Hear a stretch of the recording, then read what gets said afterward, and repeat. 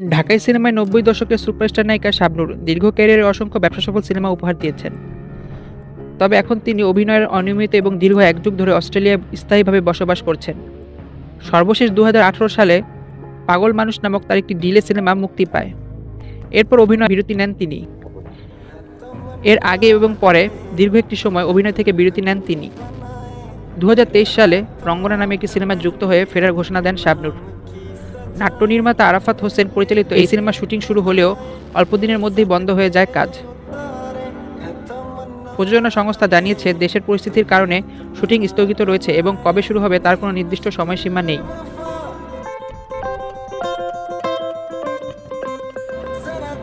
যদিও একাধিকবার বছরের শুরুতে কিংবা ঈদের পর কাজ শুরু হবে এরকম গুঞ্জন শোনা গিয়েছিল, তবে এ নিয়ে গুঞ্জন উঠলে শাবনূর দর্শকদের অনুরোধ করেছে তার মুখ থেকে কিছু না শুনে গুজবে কান না দিতে।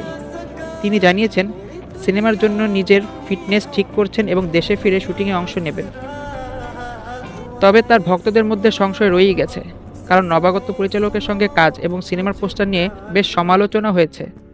পাশাপাশি তার আরেকটি সিনেমা এখনও ভালোবাসা নিয়েও কোনো অগ্রগতি নেই। সব মিলে শাবনূরের পর্দায় ফেরা এখনও অনেকটা অনিশ্চিত।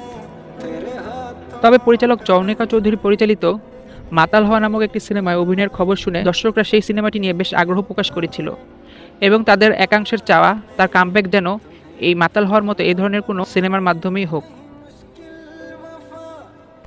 এছাড়াও গুণী পরিচালক এফআই মানিক পরিচালিত কারওয়ান বাজারের কারিনা, পরিচালক মফিজুর রহমান মানিক পরিচালিত ২ নয়নের আলো 2 সহ আরও বিভিন্ন সিনেমায় তার চুক্তিবদ্ধ হওয়ার খবর শোনা গিয়েছিল। এছাড়াও পরিচালক রায়হান রাফি সহ হালের গুণী অনেক পরিচালকই তার সাথে কাজ করার ইচ্ছা পোষণ করেছেন।